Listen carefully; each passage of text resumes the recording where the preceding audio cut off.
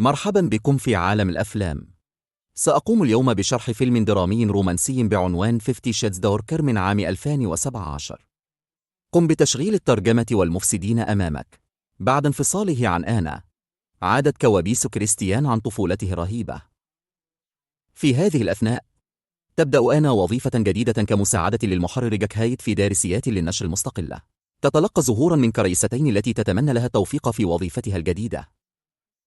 آنا تحضر معرض تصوير الفوتوغرافي لصديقتها أوزي، وعندما تذهب إلى هناك تجد أنه استخدم صورها في المعرض دون إذنها. وعندما تواجهه بذلك يقول أنه لو كان قد طلب منها ذلك لما وافقت عليه أبدا. وبينما كان يتحدثان اتصل المدير الفني بخوسيه وأخبره أن جميع صور آنا قد اشتراها شخص واحد. بالطبع إنه مسيحي. يأتي كريستيان نحوها ويحييها، لكن آنا تسأل عما إذا كان قد اشترى كل الصور. اعترف بأنه لا يحب أن ينظر إليها الآخرون عندما ينظر إليها الآخرون. يقول أنه هنا من أجلها ويريد التحدث معها على انفراد. ترفض آنا في البداية، ولكن عندما يصر كريستيان ويقول إنه لم يفعل ذلك من قبل مع أي شخص آخر، توافق على تناول العشاء معه. عندما يخرجان من المعرض يقوم فجأة بتقبيلها في الزقاق، ولكن سرعان ما تتراجع آنا وتقول إنها لا تستطيع فعل ذلك. يذهبان إلى مطعم قريب حيث يقول كريستيان إنه يرغب في إعادة التفاوض على شروط عقده، ويؤكد لها أن ما حدث في المرة السابقة لن يتكرر مرة أخرى. لكن آنا تقول إنه على الرغم من أنها طلبت منه أن يظهر لها أنه كان يستمتع برؤيتها تتألم، يقول إنه يعمل على حل مشاكله. عندما تسأله عن مشاكله لا يقول أي شيء في البداية، لكنه سرعان ما يخبرها عن والدته البيولوجية التي كانت مدمنة وماتت بسبب جرعة زائدة. بعد الاستماع إلى أسبابه توافق آنا على أن تكون معه ويهدفان هذه المرة إلى إقامة علاقة فانيليا. بعد العشاء أوصلها كريستيان إلى شقتها وودعها بعد أن أعطاها هدية. في اليوم التالي في العمل يدعو جاك آنا إلى الحانة. عندما تخرج آنا تقترب منها فتاة غامضة أمام مكتبها. يبدو أنها تعلم بأمر آنا، ولكن سرعان ما يخرج جاك ويسحب آنا بعيدا. وبينما هما يتحدثان في الحانة يدخل كريستيان ويشك في نية جاك الحقيقية. عندما يضبط جاك وهو يتصرف بغزل تجاه آنا يقدم نفسه على أنه صديق آنا، ثم يأخذ آنا بعيدا. تقوم بتوبيخه على سلوكه التملكي ثم تأخذه للتسوق من البقالة. يذهبان لاحقا إلى منزل كريستيان لتناول العشاء، حيث تكتشف آنا أن كريستيان يفكر في شراء رشفة، لذلك تطلب منه عدم تدخل في حياتها المهنية، على الرغم من أن كريستيان يقول إنه يريد فقط الانتقال إلى مجال النشر. في تلك الليلة بعد العشاء ينامان معا على الرغم من وعدهما بأخذ الأمور بروية. في صباح اليوم التالي تجلب له آنا العصير إلى السرير. تحاول أن تعطيه شيكا، وعندما يرفض استعادته تقوم بتمزيقه.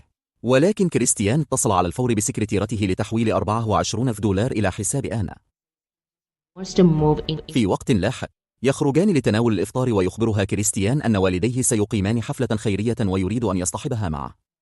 ترفض آنا العرض قائلة إنها لا تملك فستانا مثاليا وشعرها ليس جيدا، لكن كريستيان يؤكد لها أنه سيهتم بهذه الأمور.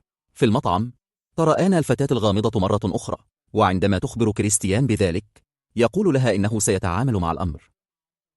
بعد انتهائهما من تناول الإفطار يصطحبها كريستيان إلى سالون تصفيف الشعر، ولكن عندما تكتشف آنا أن الصالون مملوك لألينا المهيمنة الأولى لكريستيان تهرب من الصالون. عندما يلحق بها كريستيان تسأله عن سبب اصطحابه لها إلى شخص أساء معاملته وأغواه، لكن كريستيان يقول إن علاقتهما انتهت منذ سنوات وهما صديقان الآن. تسأل آنا عما إذا كان قد أحضر بديلته الأخرى إلى هنا أيضا، وما إذا كان يريد الحصول على موافقة إيلينا، لكن كريستيان ينفي كل هذه الادعاءات. ثم تسأل آنا عما إذا كانت الفتاة التي رأوها هي إحدى فتياته، وعندما يوافق تطلب تفسيرا فوريا. يعيدها كريستيان إلى شقته ويعرض عليها ملف فتاة تدعى ليلى ويليامز. يخبرها أنها كانت بديلة له منذ فترة وتزوجت، لكن زوجها توفي مما أثر على صحتها النفسية، وهي الآن تتبعه مرة أخرى. بعد الحصول على شرح تسأل آنا عما إذا كان لديه نفس الملف لها وتطالب برؤيته. عندما ترى ملفها تجد أن كريستيان لديه جميع معلوماتها. تقول آنا أن ما يفعله كريستيان هو ملكية وليس علاقة. تقول إنها تحاول فهمه، لكن الأمر صعب عندما يستمر في فعل هذه الأشياء الغريبة ولا يسمح لها بلمسه. يطلب كريستيان من آنا أن تأتي معه إلى غرفته حيث يطلب منها أن تلمسه. على الرغم من خوفه من أن يلمسه أحد، لقد سمح لها فقط بلمس كتفيه، وقال إن هذه هي حدوده وأن آنا هي الوحيدة التي كان مسموحا له أن يفعل ذلك معها، فقبلت ذلك بسعادة. في وقت لاحق، يذهبون إلى الحفل الخيري الذي يقيمه والد كريستيان. في الحفلة الراقصة، تلتقي غريس زوجة والد كريستيان وشقيقته مايا اللتين كانتا سعيدتين بعودتها إلى كريستيان. بعد حضور المزاد وقضاء بعض الوقت الحميمي مع كريستيان، تذهب آنا إلى الحمام لإصلاح مكياجها حيث تقترب منها إيلينا. تقول إيلينا لها إنها هي التي قادت كريستيان إلى حقيقته ولولاها لكان في السجن. تقول أن آنا ليست المرأة الأولى التي تأمل في إنقاذه، ولكنها ستفشل لأنه يحتاج إلى امرأة خاضعة في حياته. تقول إيلينا أن آنا لا تستطيع أن تعطيه ما يريده، وإذا أرادت أن يكون سعيدا فستتركها تذهب. تغضب آنا من كلمات إيلينا وتقول إن ما يحدث بينها وبين كريستيان ليس من شأنها. ثم تذهب آنا إلى كريستيان وتقول إنها تريد المغادرة. وعندما يصلون إلى المنزل، يجدون أن سيارة آنا قد تعرضت للتخريب. يجلب كريستيان آنا إلى فناء منزله الخاص قائلا إن الشقة ليست آمنة بالنسبة لهم. الليلة على متن القارب، تطلب آنا من كريستيان أن يكون صريحا معها ويخبرها أن والدته ماتت بسبب جرعة زائدة وأنه كان مع جثتها الميتة وحيدا لمدة 3 أيام. يقول أنه عندما أحضروه إلى المستشفى، التقى بغريس هناك وكانت داعمة كبيرة له. آنا سعيدة لأنه وثق بها أخيرا بما يكفي ليخبرها بكل هذا. في اليوم التالي عندما ذهبت آنا إلى مكتبها، أخبرها رئيسها جيك أن عليها الذهاب معه إلى نيويورك لحضور مهرجان للكتاب. وعندما تتحدث مع كريستيان عن الخطة المفاجئة، يقول لها إنه لا يريدها أن تذهب مع جاك، ويخبرها أن آخر 3 مساعدين لجاك استقلوا من العمل معه 18 شهرا فقط دون أي ملاحظة مسبقة. تخبر آنا كريستيان أنها ستذهب إليه إذا أرادت زيارة نيويورك. في نهاية اليوم التالي، يسألها جاك عن خطتها للذهاب إلى نيويورك، ولكن عندما تقول إنها لا تستطيع المجيء معه إلى نيويورك، يحاول أن يستغلها. هربت بعد أن طردته. تخبر كريستيان عن الحادث بينما كان ينتظرها. عندما يعودان إلى شقة كريستيان ليلة، يخبرها أن جاك قد طرد من العمل بسبب شكوى كريستيان.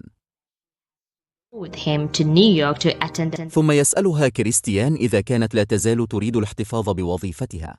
وعندما تقول آنا إنها لا تستطيع البقاء محبوسة في المنزل، يعرض عليها أن يسمح لها بالانتقال للعيش معه.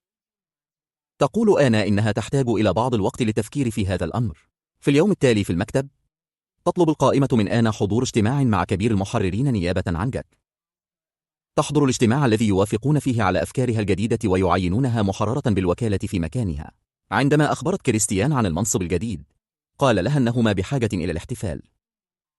يخرجان لتناول العشاء، وتخبره آنا أنها ستنتقل للعيش معه في اليوم التالي، فيصطحب كريستيان آنا من مكتبها ويأخذها إلى شقتها لتستلم أغراضها. طلبت من كريستيان البقاء في الطابق السفلي لأنها لا تحتاج إلى الكثير من الوقت. ولكن عندما تذهب إلى شقتها، تجد ليلى هناك في انتظارها. تحاول آنا التحدث معها بأدب، لكن ليلى تخرج مسدسا وتقول إن كريستيان مختلف عن آنا رغم أنها تحبه أيضا. في الوقت الذي تحاول فيه آنا تهدئتها بقولها أن كريستيان لا يزال يحبها أيضا، يدخل كريستيان. يصل إلى هيمنة ليلى ويأخذ سلاحها بسهولة. يطلب من آنا أن تخرج من شقته مع تايلور، لكنها تنزعج من سلوكه وتخرج بمفردها. في وقت لاحق، تعود إلى شقة كريستيان بعد ساعات من التجول في الأرجاء. وبخها كريستيان على سلوكها غير المسؤول بينما كان يبحث عنها. تخبره آنا أنها خائفة بعد أن رأت سلوكه في وقت سابق لأنه يحتاج إلى شخص خاضع في حياته وهي لن تكون قادرة على توفير ذلك أبدا. يتوسل إليها كريستيان ألا تتركه مرة أخرى. يعترف بأنه سادي ويحب أن يلحق الألم بالمرأة التي تعرف مثل أمه التي ولدته، لكنه يقول أنه سيتوقف لأنها تعني له العالم بالنسبة له هو. قررت آنا أن تبقى معه، وفي صباح اليوم التالي يتقدم لخطبتها، لكنها تقول إنها تحتاج إلى بعض الوقت للرد عليه.